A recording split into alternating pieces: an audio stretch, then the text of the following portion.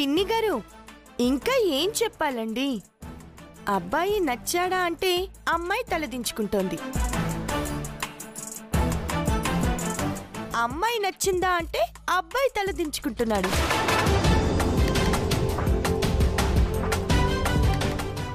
మౌనం అర్ధాంగీకారం అంటారు కదా, నాకైతే ఇద్దరికి ఒకరికొకరు నచ్చినట్టున్నారు.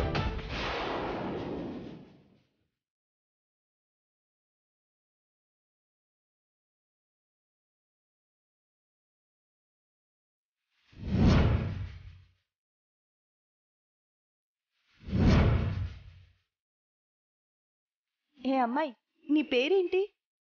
శ్వేత. అందరి ముందు నీకు చెప్పడానికి సిగ్గనిపిస్తే ఒక పని చేయండి, ప్రైవేట్ గా మాట్లాడుకోండి. ఏమండి, అమ్మాయిని అలా లాన్ లోకి తీసుకెళ్లి మాట్లాడొచ్చు కదా.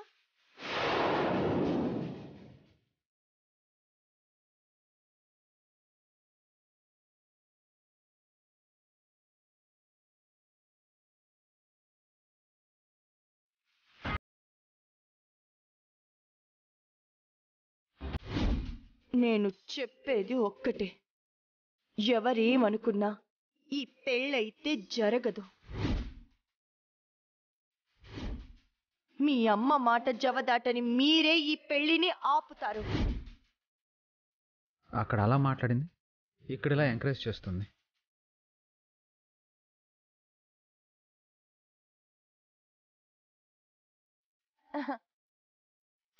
ఏంటి శ్వేత, వెళ్ళి మాట్లాడుకోమంటుంటే?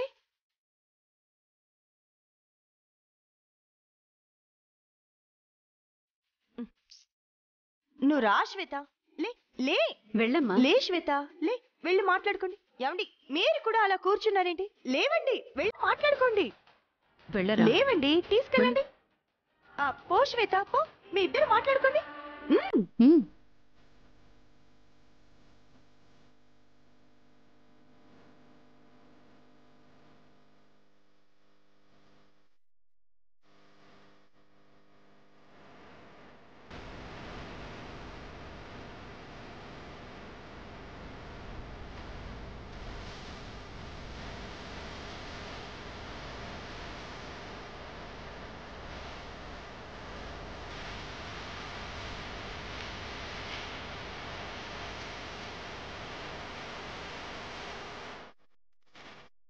యాక్చువల్లీ నాకు పెళ్లి చూపులని మా ఇంట్లో వాళ్ళు నాకు చెప్పలేదు.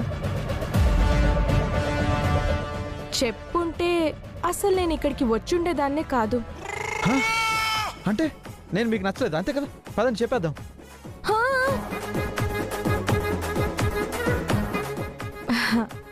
అలా అని నేను చెప్పానా?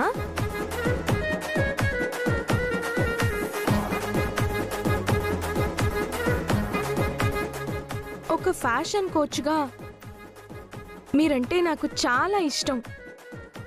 ఎప్పుడైనా వీలు కుదిరితే మిమ్మల్ని కలవాలనుకున్నాను, కానీ ఇలా కలుస్తానని అస్సలు ఎక్స్పెక్ట్ చేయలేదు.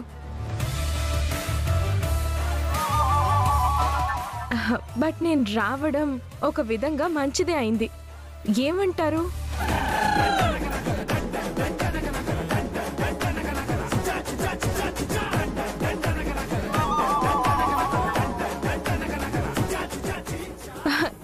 ఏంటి ప్రతిదానికి స్మైలేనా సమాధానం? నోరు తెరిచి మాట్లాడరా? వచ్చినప్పటి నుంచి నేనే మాట్లాడుతున్నాను కదా. అంటే మీరు మాట్లాడుతున్నారు కదా, మధ్యలో డిస్టర్బ్ చేయడం ఎందుకని మాట్లాడలేదు. లేడీస్ ఫస్ట్ కదా, కంటిన్యూ కంటిన్యూ.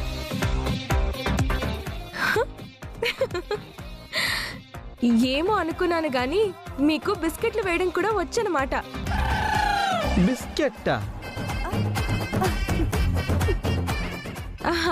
అదే లేడీస్ ఫస్ట్ అంటున్నారు కదా, అంటే నన్ను ఇంప్రెస్ చేయాలని ట్రై చేస్తున్నారు కదా.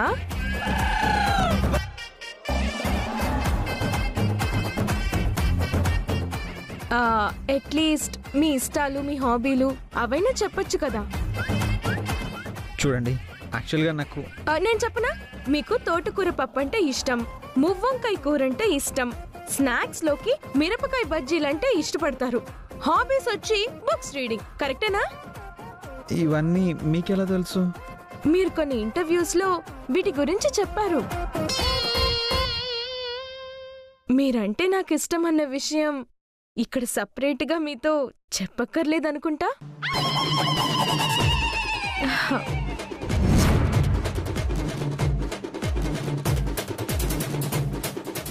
మరి మీ ఇష్టం ఏంటో చెప్తే.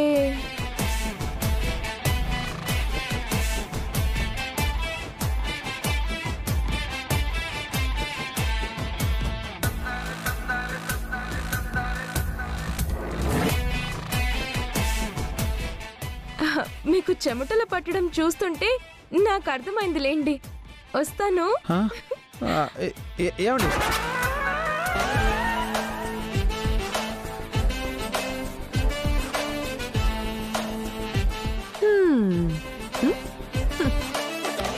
అబ్బా. ఆ అమ్మాయి బాగా నచ్చినట్టుంది. నచ్చడం కాదే, అదో పెద్ద తింగరదానిలా ఉంది. అదేంటి? నా ఇష్టాలేంటి హాబీలేంటి అని నన్ను అడిగి నేను చెప్పకముందే మొత్తం తనే చెప్పేసింది. ఓహో, అంటే మిమ్మల్ని ఆల్రెడీ బాగానే ఫాలో అయిందన్నమాట. ఏమండి, ఆ అమ్మాయి అలా సిగ్గుపడుతుందంటే తను ఇష్టపడుతుందన్న విషయం అర్థమైపోయింది. ఇష్టపడుతుందా? ఆ మరి మీ మాట ఏంటి? హ? అయ్యా, మీకు చెమటలు పట్టడం చూస్తుంటే అర్థమైపోయిందిలేండి, మీకు ఆ అమ్మాయి అంటే ఇష్టమని. ఏయ్! అది సేమ్ డైలాగ్, నువ్వు సేమ్ డైలాగ్, చెమటలు పట్టాయని. అదేనండి, ఒక ఆడపిల్లతో మాట్లాడేటప్పుడు టెన్షన్ గా చెమటలు పడుతున్నాయంటే ఆ అమ్మాయి మీద ఇష్టం ఏర్పడిందని అర్థం. ఏయ్, అసలు ఏమనుకుంటున్నావు నువ్వు? అత్తయ్య గారు చెప్పినట్టు ఈ సంబంధం ఖాయం అవ్వాలని అనుకుంటున్నాను. ఓ, జోక్ లేకే. అయ్యో, నేనేం జోక్ చేయట్లేదండి, అత్తయ్య గారి మనసు కష్టపెట్టకూడదు అంటున్నాను. నీకు ఇంకొక పెళ్లి కావాలి అంటే లోపలికెళ్ళు, గుండమ్మ కావాలి అంటే ఆఫీస్కి వెళ్ళు అని అత్తయ్య గారంటే మీరు లోపలికి వెళ్ళారు కదా. అంటే నన్ను కాదని ఇంకో పెళ్లి చేసుకోవడం మీకు ఇష్టమనే కదా. అది కాదు గుండమ్మ. మీరు ఏమైనా ఎక్స్ప్లెనేషన్ ఇవ్వాలంటే అది అత్తయ్య గారికి ఇచ్చుకోండి. భార్య ఏవైనా కోరితే ఆ కోరిక తీర్చాల్సిన బాధ్యత భర్తకుంటుంది.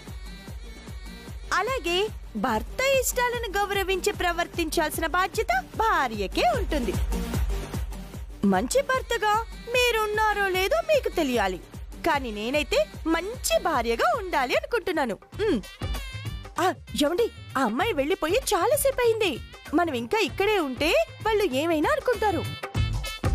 పదండి, పదండి, పదండి.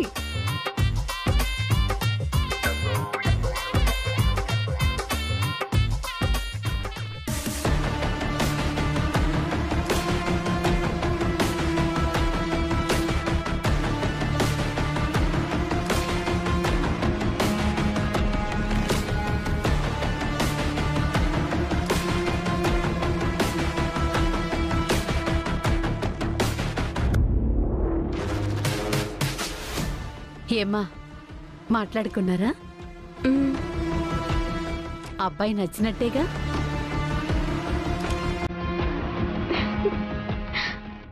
నాకు ఓకే.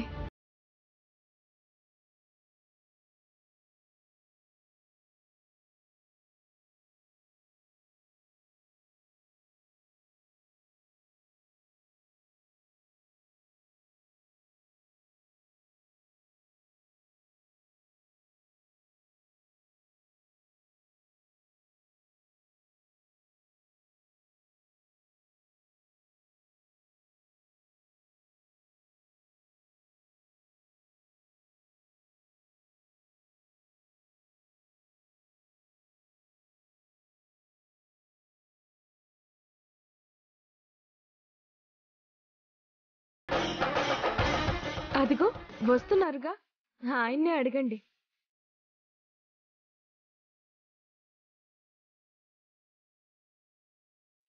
అమ్మా నీకోకే కదా, ఇక వాణ్ణి అడగాల్సిన అవసరమే ఉంది.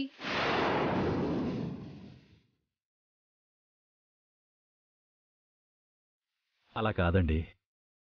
ఒకసారి అబ్బాయి కూడా మా అమ్మాయి నచ్చిందని ఒక మాట చెప్తే మాకు కొంచెం సంతోషంగా ఉంటుంది కదా.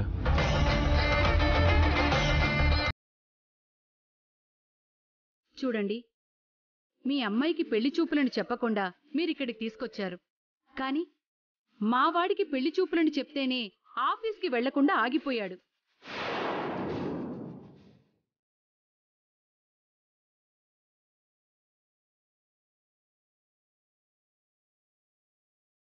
మరి పెళ్లి చూపుల కోసం ఆగాడు అంటే పెళ్లికి సిద్ధమనే కదా.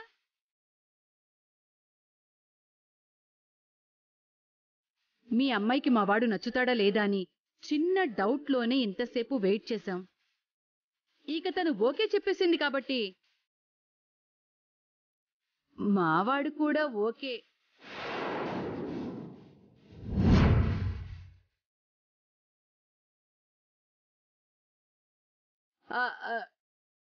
నేను చెప్తున్నాను కదా, మావాడు నా మాట కాదనడు.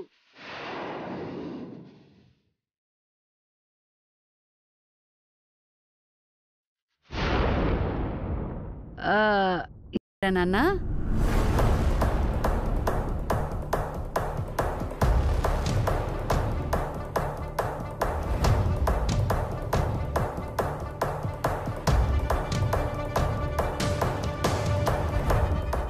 ఏ విషయంలోనైనా మొహమాట పడొచ్చు, కానీ జీవితానికి సంబంధించిన విషయంలో నిర్ణయం తీసుకునేటప్పుడు మాత్రం మొహమాట పడకూడదండి.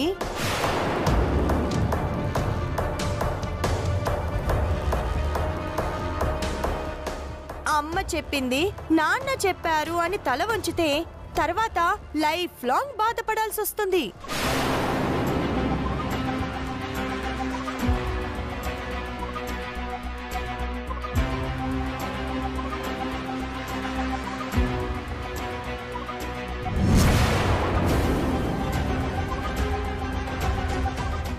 సో మీ నిర్ణయం ఏంటో అందరి ముందు ధైర్యంగా చెప్పండి. చెప్పండి.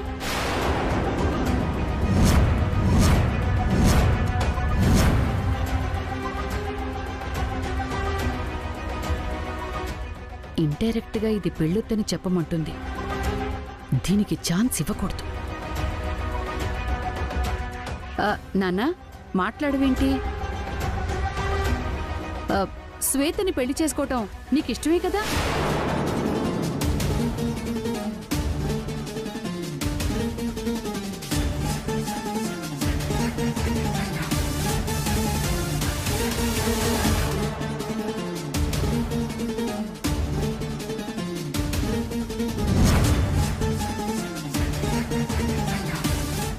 అంటే నాకు కొంచెం కన్ఫ్యూజన్గా ఉందమ్మా. ఏం చెప్పాలో అర్థం కావడం లేదు.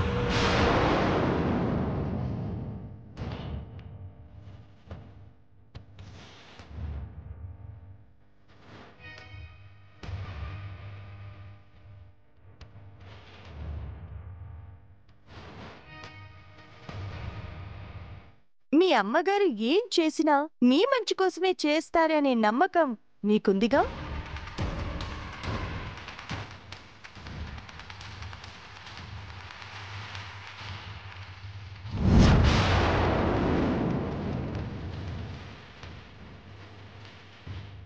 ఆవిడ మాటని మీరు కాదనగలరా?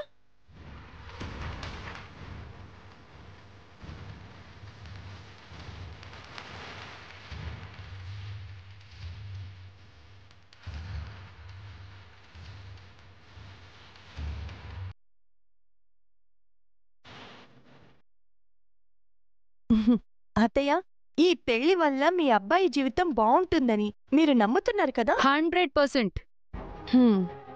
ఆయన మీ మాట కాదనడు అని తెలిసిన తర్వాత కూడా డౌట్ పడటం దేనికి?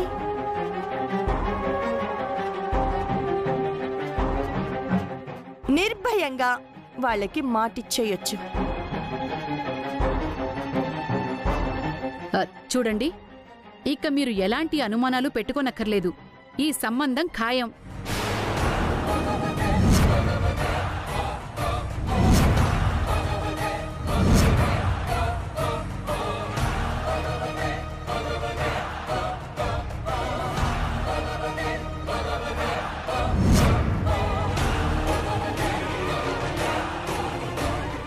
అంటే ముహూర్తాలు అవి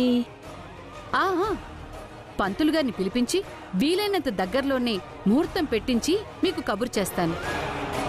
తాంబూలాలు తీసేసుకుందాం.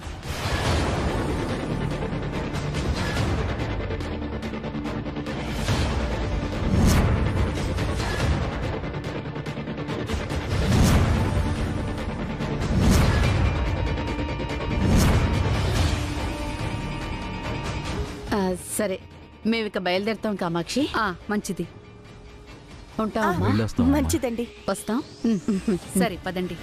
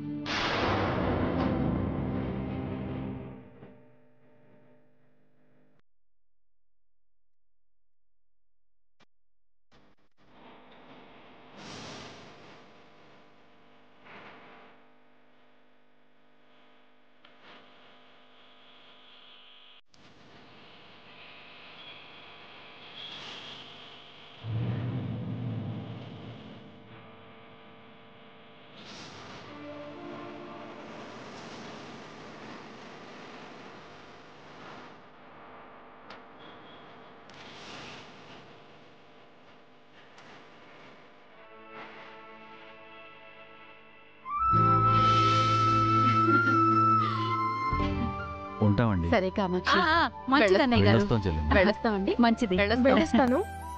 క్షేమంగా వెళ్ళండి. వస్తాను. వెళ్ళాక అలాగే. ఫోన్ చేస్తాను. బాయ్.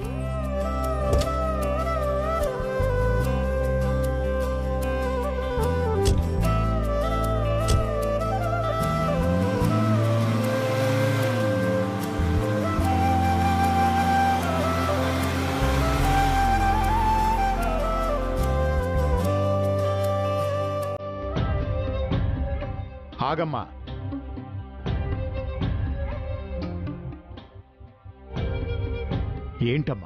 ఏంటమ్మా నువ్వు చేస్తోంది? తప్పైతే ఏం చేయట్లేదు మావయ్య. తప్పు కాకపోతే ఏంటమ్మా? నువ్వుండగా మీ ఆయనకి ఇంకో పెళ్లి చేస్తున్నారు. ఈ పెళ్లి జరిగితే ఎవరి జీవితం నాశనం అవుతుంది? నీ జీవితమే కదా. ఈ పెళ్లి జరిగితే నా జీవితం నాశనం అవుతుంది అనుకుంటే పెద్దవాళ్ళు మీరే కదా మావయ్య మాట్లాడాలి.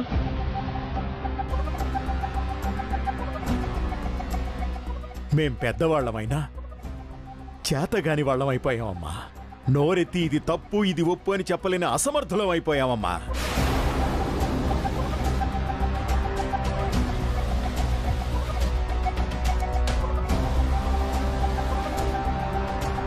మా మౌనానికి అర్థం లేకపోవచ్చు వదినా, కానీ మీరు సైలెంట్గా ఉండడం కరెక్ట్ కాదు.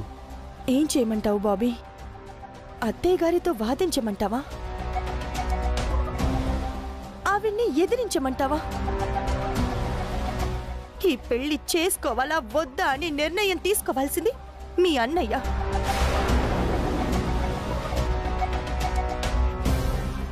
మాట్లాడాల్సిన ఆయనే అమ్మ మాట కాదనలేనని మౌనంగా తలాడిస్తుంటే ఇక నన్నేం చేయమంటావు? ఏం మాట్లాడమంటావు?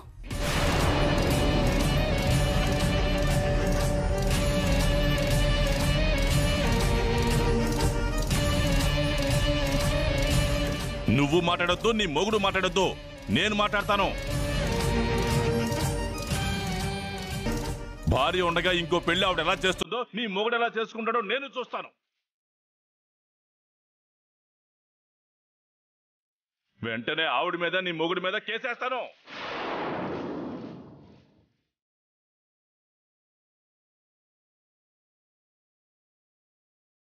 కష్టాలను ఎదిరించడం నీకు అలవాటై ఉండొచ్చమ్మా. త్యాగాలు చేయడంలో నువ్వు గొప్ప అనుకుని ఉండొచ్చు, కానీ నీకున్నంత ఓర్పు త్యాగగుణం నాకు లేదమ్మా. కోడల జీవితం నాశనం అవుతున్నా తలంచుకుని మీ మామగారు ఉండగలరేమో గాని నా మనవరాల జీవితం పాడైపోతుంటే నేను చూస్తూ ఊరుకోను. తాతయ్య, ఇది నా మెట్టినిల్లు, అంటే నా ఇల్లు. వీళ్ళంతా నా వాళ్ళు. నా అత్తింటి వాళ్ళ పరువు తీయడానికి సిద్ధపడ్డ వాళ్ళు ఎవరైనా సరే నా ఇంట్లో ఉండడానికి వీల్లేదు.